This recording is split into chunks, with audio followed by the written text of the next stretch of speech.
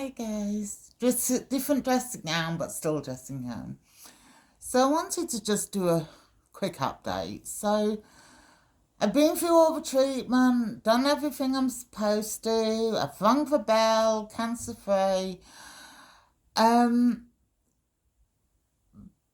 but my reaction to it really has not been kind of what I was expecting. So I'm sure there's others that have experienced this, and so I just wanted to share a few words. But this is how some of us feel.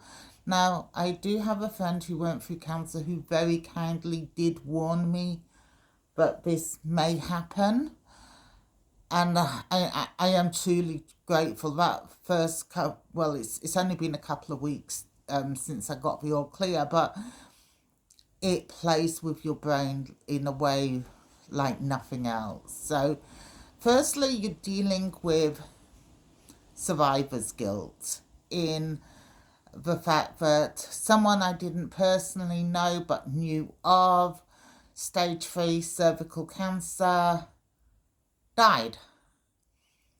Her diagnosis was nowhere near as bad as mine, and she died. And so there's definitely a survivor's guilt when people, some of those I've been through treatment with, some of those I've said hello to in the waiting room, are not going to survive or have not survived. And then you're left wondering, but why did I? And so rather than the elation you would expect to feel, you've rung the bell, you're cured from cancer, life is wonderful, everything's great.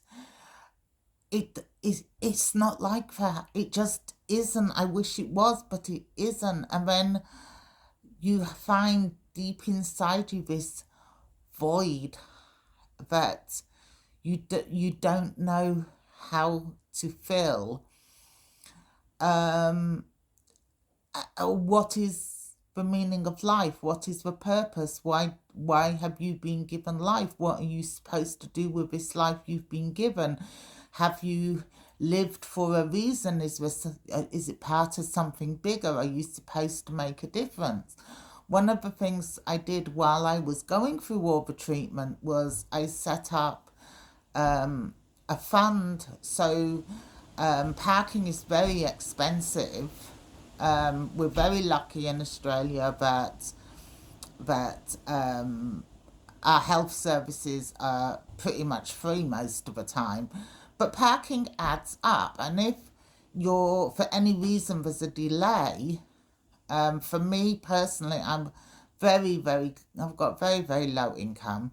So if there's a delay, that doubles the price of my parking. And one time it had cost me $36 for a week for parking. That's my whole week's worth of food money gone. I spent $27 on food in a week as a single person. Whole week's worth of food money gone. So I did set up where there's twos and $1, a few $5. We gave them a donation, which was very kindly donated to me by a few people. I added some to it. So there's a bowl of money there so that people don't go, I can't afford my parking, so I can't wait for my treatment. And that's what was happening. A woman younger than me, was in tears because the delay meant she couldn't afford the parking, so she was going to go without treatment. And it's like, no. But then I rang the bell, and then there was this void inside me going, what next? What now? And one of the problems is that even though it's finished, your body is absolutely knackered. It is so tired There's so many times you go to sit up and it's like someone's stolen all your bones and you're just like this blob. I'm very lucky because the work I do gives me energy, and then I'm like vitalized, and I'll nip to a shop and I'll wipe down my car and I'll clean my kitchen after I've worked. But for people that don't have that, they don't have that something that gives a boost of energy. It's not like depression because you're celebrating that you're alive, whereas depression is having thoughts of ending life. But there's this void, and then you start looking at how to fill this void. For me personally, I've always had a void, which has led me down the path of religion and culture and social and economic history and how they all interplay together, and how religions have formed based on environment and demographic and wealth and resources and what have you. So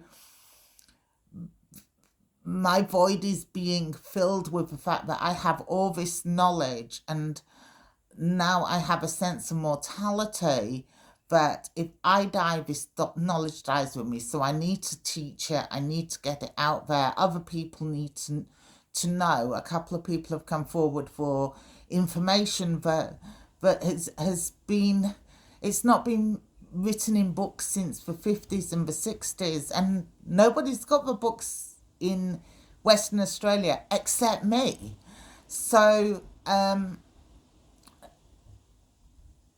but there's still that something in me that is questioning, why did I live and other people die? And that is normal. That is normal.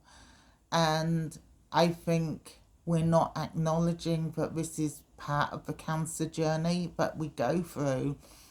And we're expecting people to ring the bell and to celebrate and be happy, and we're not acknowledging that something inside them is deeply disturbed, because we now want meaning to the life that has been extended to us, and we don't know where to find it. Some have been fortunate enough to find it in grandchildren or in work, but it is a void that is in people. And I've talked to a lot of people since going through this, and it is a common thing that people say.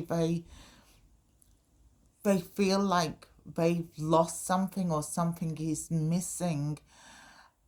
And it's kind of like when people come to me and they say, I want to be a psychic, we're expecting the skies to open up and a big white light come down and an angel go, congratulations, you're a psychic.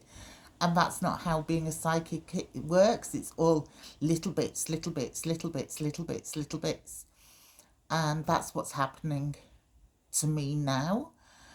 And there's a fight going on between my heart, my head, the void. There's an element of guilt that being older, because I'm in my late 50s, being older, why was I allowed to survive when some children can't, or some youngsters can't? And so you're kind of like, okay, you're better now, off you go. What I would like to also say is, physically, I am worse now than when I started this journey. Yes, I'm going to live longer, but I am sicker now than when I started this journey. I have less stamina now than when I started this journey. I have no energy than when I started this journey. I've struggled with isolation and loneliness, something I never felt prior to this journey. I have learnt who my friends aren't through this journey, but I've also learnt who does actually care for me and who does actually think about me. And I think just because the bell has rung doesn't mean that the cancer journey's over, because there is so much internal stuff going on that it's like a whole new fight again. Okay, I hope that made sense. And look, for those that are watching, it's hard. It isn't easy. We didn't ring the bell and all skip out there and jump into these wonderful lives. We just didn't. We walked out of there with our bones aching, and some of us wanting to throw up, people praying for their hair to grow back. We walked out of there bloated and swollen and filled with poisons and felt like crap. And it's okay to admit that is how we feel. Okay? Right. Love and blessings to you all, and I will be back soon. Bye, guys.